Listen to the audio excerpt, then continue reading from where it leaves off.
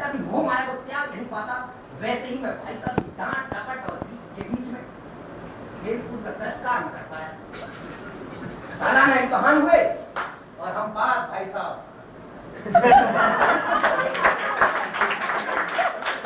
जी मैं भाई साहब पाड़े हाथे। कहाँ गई तुम्हारी मेहनत? बड़े विद्वान बने फिरते थे, मुझे देखो दर्जे में भी अव्वल आ गया हूँ। कहाँ गई तुम्हारी तपस्या? जुबान से बेशक मेरी हैंकड़ी उनके सामने ना निकले और हाव भाव से तो पूरा था कि बहुत करो मुझ पे नहीं रहा। अब जी भर के खेला करता, भाई साहब की कोई चिंता नहीं रही। लेकिन एक दिन जब मैं सुबह से शाम तक अपना पूरा समय गुल्ली डंडा की भेंट करके आ रहा तो भाई साहब से मुलाकात हो गई।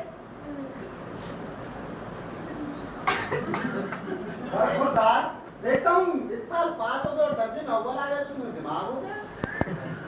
मगर भाईजान घमंड तो बड़े बड़े का नहीं ना, तुम्हारी तो अस्थि क्या है?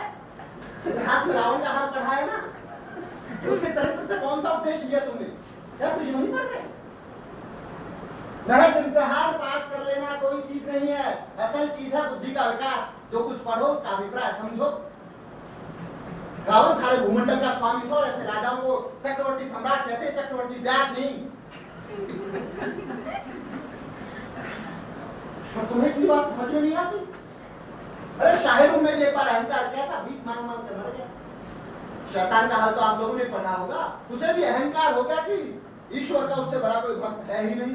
हुआ क्या? सीधा स्वर्ग से नर्क में। और तुम समझते हो कि इस बार मैं पास हो गया तो भाई साहब तुमसे डांटने का अधिकार ही ना था? अरे इससे तो यही पता चलता है तुम अपनी मेहनत से पास नहीं हुए। अंधे के हाथ बटेर लग गई है। मगर भाईजान बटेर एक बार हाथ लग सकती है, बार बार नहीं। कभी कभी गुल्ली डंडा में अंधा तो निशान पड़ जाता है, लेकिन इससे कोई सफल खिलाड़ी नहीं बनता। सफल खिलाड़ी वो है जिसका कोई निशाना खाली न जाए। मेरे फेल होने पर मत जाओ। मेरे दर्जे में आओगे ना तो दांत तो पहले पसीना आ जाए। जब और ज्योमेट्री के लोहे के तने चबाने पड़ेगा और इंग्लिस्तान का इतिहास पढ़ना पड़ेगा। बादशाहों का नाम याद रखना आसान समझते हो। 8 तो हेनरी गुजरे। हेनरी के जीवन समय में हुआ है, याद करना आसान नहीं है। अगर परीक्षा में आपने हेनरी 7वां की जगह हेनरी 8वां लिख दिया ना तो बस सब नंबर गायब। सिफर भी नहीं मिलेगा, सिफर। वो किस ख्याल में?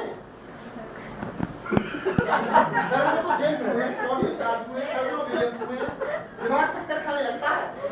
आप हीरो हो जाता है। अरे ना भागों को नाम ही ना पूछते थे। एक ही नाम के पीछे 2M, सोएम, चूरम, कुंजम। असला क्या बता देता।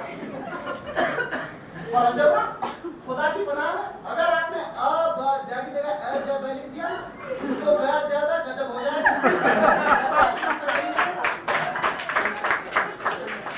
अरे तो इनसे ये नहीं पूछता कि है वैसे और ऐसे में क्या फर्क? अभी तो दाल भात रोटी खाया, भात दाल। अरे निर्दय मोहम्मद जिन्हों को इतनी भी समझ नहीं। कह देते हैं कि समय की पाबंदी पर एक निबंध लिख दीजिए जो 4 पन्नों से कम ना हो। अब आप अपनी कापी उठाइए, कलम हाथ में लीजिए और उसके नाम लिख लीजिए। कौन नहीं जानता कि समय की पाबंदी एक अच्छी बात है। इससे आदमी के जीवन में संयम आता है, कारोबार में उसकी उन्नति होती है, लोगों का उस पर स्नेह होता है और भी बहुत कुछ। लेकिन जो बात एक वाक्य में कही जा सकती है उसके लिए 4 पन्ने रखना, मैं तो इसे हिमाकत कहता हूँ। पर हम तो चाहते हैं आदमी को जो बात कहनी है चटपट कहे और अपनी राह ले। और अनर्थ तो तब होता है जब कहते हैं कि समय की पाबंदी पर एक संक्षेप में निबंध लिखिए जो 4 पन्नों से कम। संक्षेप में 4 पन्ने और 100-200 पन्ने। और ज्योमेट्री एक सीधी रेखा लीजिए, अब उस पर लंब डाल दीजिए। अब आधार से दुगना हो जाएगा। अरे दुगना क्या चौगुना हो जाए, मेरी क्लास से आधा रह जाए। लेकिन अगर परीक्षा में पास होना है ना तो ये सब खराब है, सबको याद करनी पड़ेगी। और तुम समझते हो कि खेल कूद करके तुम पास हो जाओगे? मैं तुमसे बड़ा हूँ, मेरी बात मान, वरना आखिरी में पछताएगा। समझ ले? तो स्कूल का समय इकट्ठा, वरना पता नहीं क्या क्या सुनना पड़ता। अरे जब पास हो गया तो इतना सुनने को मिला, फेल होगा तो प्राण निकाल लेते। साहब ने अपने लड़के का जो भयंकर चित्र खींचा था, ये तो रूह कांप गई।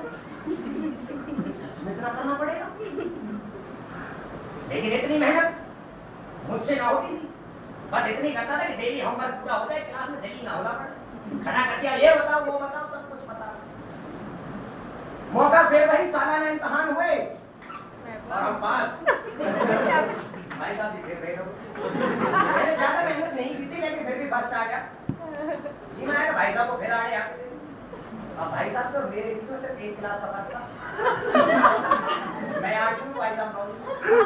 तो मेरे दिमाग में कुटीन नीति उत्पन्न हो गई कि कहीं भाई साहब 1 साल और फेल हो गए तो भाई साहब बराबर हो जाएंगे, फिर कहां से डांटेंगे मुझे। लेकिन इस भावना को मैंने कड़े मन से निकाल दिया, बाकी मुझसे बड़े हैं। जब इम्तिहानों का परिणाम सुनाया गया तो हमको पास घोषित किया गया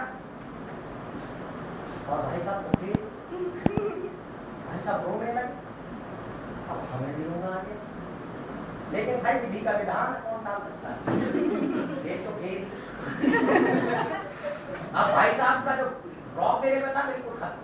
अब मजे से खेलता था, मजे से कूदता था, मजे से खाना पीना, अपना सब अपनी मर्जी से।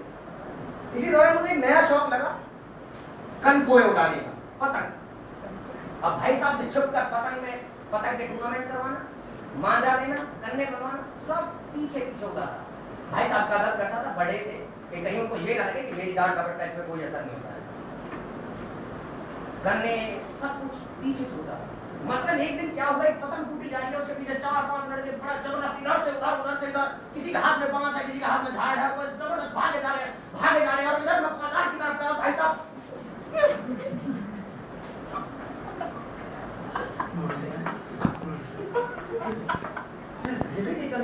दौड़ते। तुम्हें शर्म नहीं आती? तुम्हें इतना भी ख्याल है कि तुम निचली जमात में नहीं हो, 8वीं जमात में आते हो। आदमी को अपनी पोजीशन का कुछ तो ख्याल होना चाहिए। एक जमाना था तो 8वीं पास लोग नायब तहसीलदार हो जाते थे। कितने मिडलचियों को तो मैं जानता हूँ जो आज अव्वल दर्जे के मजिस्ट्रेट या सुप्रिंटेंडेंट हैं। कितने 8वीं पास लोग आज हमारे अखबारों के संपादक हैं और प्रतिष्ठित नेता हैं, और तुम उसी 8वीं दर्जे में आकर के लिए दौड़ रहे हो। मुझे तुम्हारी कमजोरी पर शर्म आती है। तुम ज़हीन हो, इसमें कोई शक नहीं है, लेकिन तो ज़हन किस काम का जो आप गौरव की हत्या कर डाले।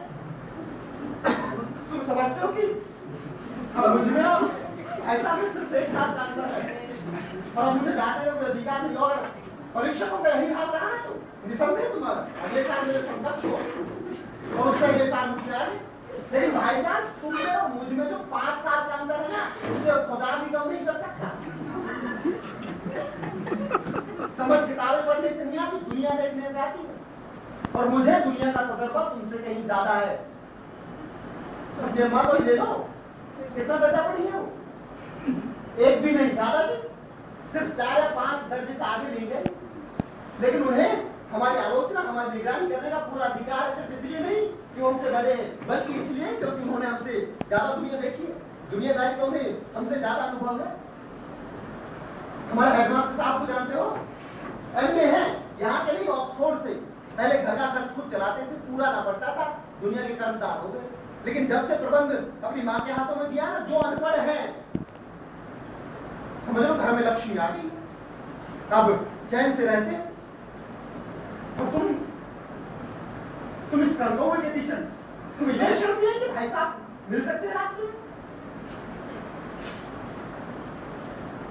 तुम कितने बदतमीज हो मुझे, और ये बात अपने दिमाग से निकाल दो कि मैं तुम्हें समझा नहीं सकता, तुम्हें डांट नहीं सकता। मेरा अधिकार ना हो से हमेशा अपना अधिकार समझूंगा। भाई साहब इस नई युक्ति के सामने मैं नहीं फंसता। उस समय मुझे अपनी लघुता का ज्ञान हुआ। जी में आया भाई साहब के चरण छूने, हरगिज़ नहीं भाई साहब, आपको मेरी आलोचना का पूरा हक है। आखिर आपकी डांट डपट के कारण ही तो मैं पास हो पाया, आपका जो तजुर्बा था उसे ले पाया।